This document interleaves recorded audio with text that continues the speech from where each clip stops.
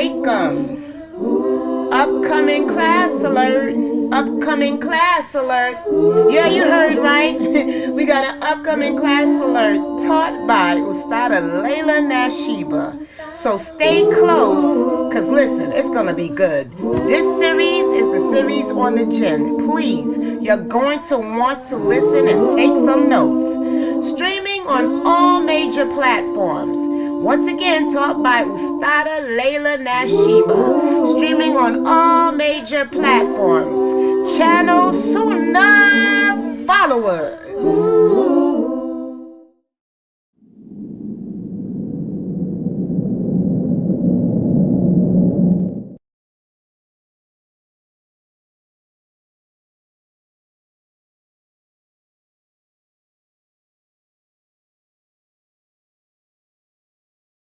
Okay, so we're going to speak about the Jinn and procreation tonight. Everybody can see the screen. Make sure you guys have me on the big screen television, because your children should be, I know this is dinner time for a lot of you. This is a good way to gather around, to eat dinner together and remember Allah, okay? Have me on the big screen TV so the kids can be learning about the Jinn too. And take screenshots with your cell phone. Have one of the kids take the screenshots with their tablet or their phone of the PowerPoint so you can print it out at the end of the class. All right, so let's talk about it. Exactly, your kids enjoy it. Yeah, I know. You got good kids. Okay, here we go. Allah mentions in the Quran, he says in the interpretation of the meaning, and he's speaking about when he's speaking about paradise, he says therein, speaking about paradise, are those of modest gaze, whom neither man nor jinn will have ever touched before them. This is from Surah Ar-Rahman. Which of the favors of your Lord will you deny? Well, here we can see this verse clearly answers the question. Yes, the jinn do have sexual intercourse. They do procreate.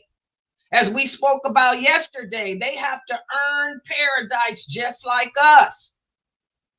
If they don't end up in paradise, they'll be in the hellfire. And for those jinn who live their lives obeying Allah and following the sunnah of the Prophet Muhammad sallallahu alaihi wasallam, they'll be rewarded with paradise. The men amongst the jinn, that's also is the dalil that they have males and females, unlike the angels. The angels are of no gender. The jinn have males. You have male jinn and female jinn.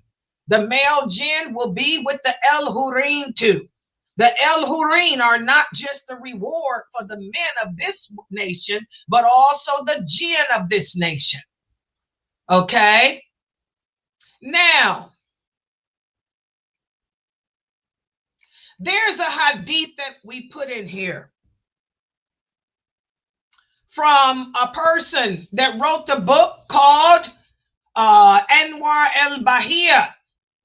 This hadith comes up a lot, and a lot of people ask this: is this hadith authentic? The hadith in this book says the jinn have children in the same way that the sons of Adam have children, but their children are more in number. Now, in regards to this hadith, whether it's authentic or not, and this is for the brothers that ask about this hadith all the time. This hadith, whether it's authentic or not, you don't even have to refer to it, because the verse above is the proof that they do have intercourse. The Quran out-trumps everything. That is the first source of Islam. There's only two sources of Islam, the Quran and the hadith. If Allah has spoken in the Quran, that's it.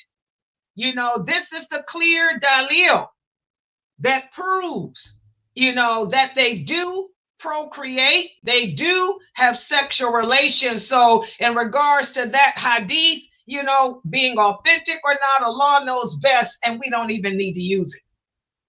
It doesn't even have to be used as a reference.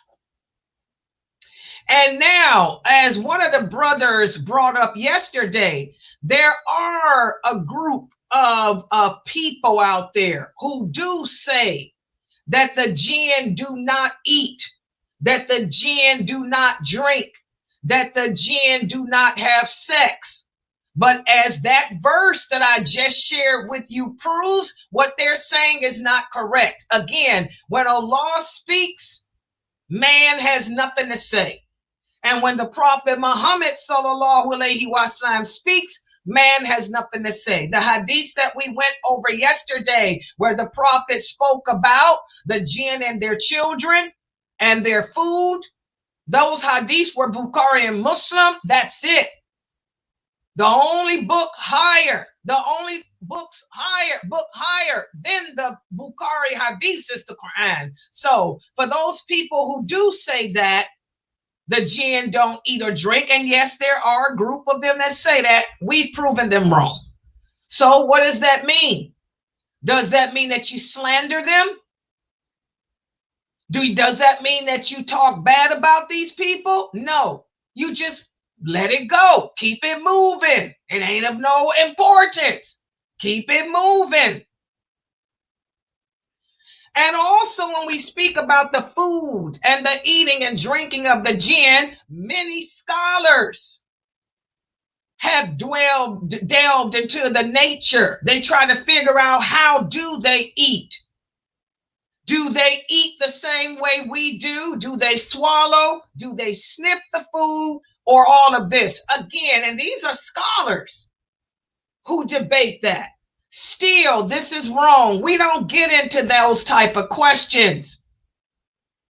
Because again, there is no clear verse from the Quran, nor is there any clear hadith from our prophet that mentions the nature of their eating. And it's not even important to know how they eat. All we need to know is what they eat, which is what the Prophet sallallahu alaihi wasallam told us. They eat the bones of our animals and their dung. And all you need to know is that they do eat. So again, does that mean that you critique these early scholars and cut them up like these Dawah brothers are doing, Imam Abdul Wahab and them? No, we don't do that. We even got the Dawah brothers attacking Ibn Taymiyyah and them. Do we get off into that type of crap? No. This is haram. Does that mean that I call the scholars kafirs? No. If somebody says something that contradicts what Allah said or the prophet, you just don't take what they said. Does that mean that we cancel out all his or her good deeds? No. We're human. People make mistakes. And you keep it moving. So now that brings us to the question that many of you have asked. What about marriage? Is it possible for a jinn to marry a human? And do the jinn get married? Okay, well, first of all, we already know that they marry because of that verse of the Quran. That one verse that I read to you.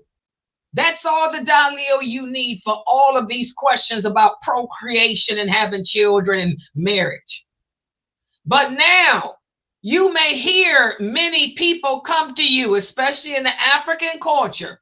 I got a lot of sisters every year that come to me. I get about 4 or 5 of them. I think I'm married to a jinn. Or I'll get some African brother, Sister Laila, my wife is a jinn. Is this possible? Well, one of the early scholars mentioned many reports from the early generation of Muslims and also the early scholars where marriages between humans and jinn took place. Even Ibn Taymiyyah speaks about in his treatise on the jinn about how humans and jinn have married and had children. This has happened, guys. We have stories from the companions about this stuff. Okay? So if it is possible, the fact that they do it, does that make such a marriage lawful? No, no, no. Many of the scholars, in fact, the majority of the scholars have a dislike for this, and they'll tell you that such marriages are not lawful. Early scholars like El-Hassan, also Qatada, even Imam Malik, even though Imam Malik could not find any clear-cut verses prohibiting it, you know, they all said that it shouldn't happen. It shouldn't happen. Even the companions, as you can see here. And what do they base that on? Well, listen to what Allah says in the interpretation of the meaning. And amongst his signs is this: he created for you mates from yourselves so that you might find peace in them. And he ordained between you love and mercy. Because of this verse here, many of the scholars say that this verse is all you need to know to make it not permissible to marry the jinn. Why? Because in this verse, Allah is saying that he created for mankind spouses of their own species. When you read this verse in the original Arabic, the Fusha, the word used there refers to your own species. Mates from yourselves, mates from your creation, mates from your creation. So that's the verse where that many of the scholars use to say it's not permissible. But again, if it does occur, it wouldn't be possible for that man and woman, that man and jinn, or that woman and jinn to have the love between them that Allah created humans to have for another human and jinns to have for another jinn. So such a marriage, such a relationship would not work. Does everybody understand that? And I'm going to go into more detail when I do the tristes of Ibn Taymiyyah. Some of his tristes on the jinn I don't agree with, because I worked with the jinn for 36 years. I've expelled jinn. I'm not afraid of jinn. I can take a jinn down. Okay? I don't believe that everybody that is mentally ill is possessed by a jinn. So I don't agree with that part of his tristes. But I do agree with some of the other stuff he's saying in my business of working with them for 36 years. Okay?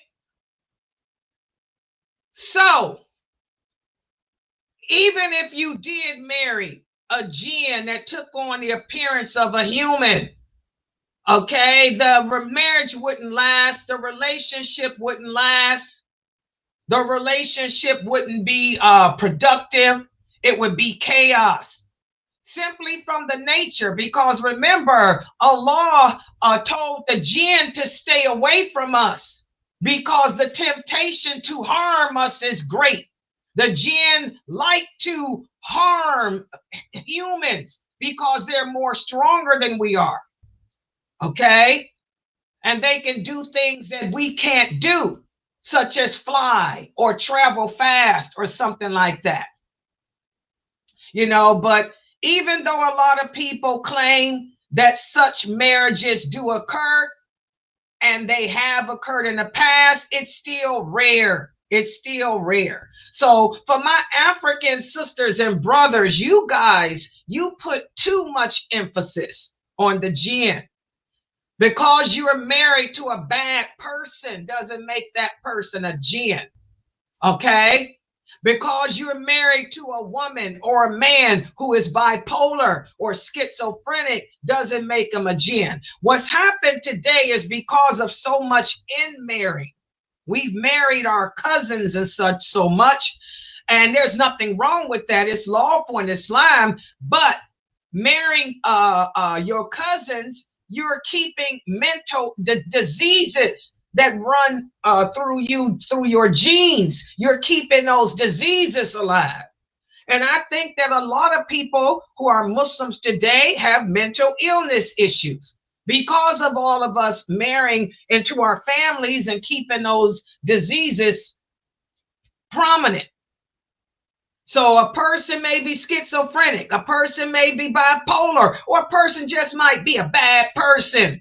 But to say that that person's a jinn, we shouldn't make those type of assumptions. Okay? And again, if a jinn is hanging around you, it's a bad situation. Because as I said, the jinn have a natural desire to want to hurt you. If they come in close contact with a human, it ain't about loving you, it's about harming you. Okay? And that brings us to the next question. Do the jinn die? Do the jinn die? Well, yes, they do. Where's the dalil? Again, this verse from the Quran. Allah says in the interpretation of the meaning, everyone will pass away. There will remain only the face of your Lord. So which of the favors of your Lord will you deny? So Allah is clear. This is a clear nas, a clear verse. Allah says everything in this world will die. Everything. That includes the jinn. That includes you, me, the trees, the animals. Nothing lives forever. And also we have this authentic hadith from the Prophet sallallahu alaihi wasallam. Remember, he used to seek refuge with Allah. He used to say, "Oh Allah, I seek refuge by your glory. You are the one whom there is no other God but you. You are the one who does not die. But jinn and mankind do die." This is a Bukhari hadith. This hadith is clear. This is a clear nas. Yes, the jinn do die. So anyone that tells you that they don't die, they don't know what they're talking about. The only jinn that was given respite to live until the day of judgment is Iblis. But he will die too. But Allah has given him respite until the day of judgment. As Allah says in the interpretation of the meaning, Iblis said, "Reprieve me until the day when they will be raised from the dead." And Allah said, "Okay, you are of those who are reprieved." But even on that day, Iblis will enter into the hellfire. Okay? But that's reprieve is only for him, not for the rest of the jinn. But again, for the other jinn, Allah doesn't tell us. There's no clear verse from the Quran that tells us how long they live. They do die. But how long they live, only Allah knows. But what we do know is that they live longer than us. We do know because Allah tells us that the jinn have a longer lifespan than us, but they do die. And also evidence that they die. Remember the hadith, and we talked about it during in Mukhtar's class. Khalid bin Walid, remember he killed the jinn of El Uzza. That was a tree. That was a tree that the Arabs used to worship. And this is also proof that people can have relations with a jinn, because that tree took on the form of a female jinn, and she claimed to be in love with Khalid bin Walid. And when he approached her, she wrapped her arms around him and all of that, but he stabbed his sword right through her. So that is also, so we do know that the jinn can take on the form of a woman or a man and all that. Like I told you, this has happened with the companions. Okay.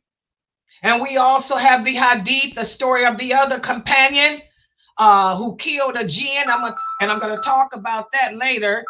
There's the companion that killed a jinn that took on the form of a snake. So all of that is dalil that the jinn do die. So again, guys, the jinn, they share a lot in common with us, and they share a lot in common with the angels.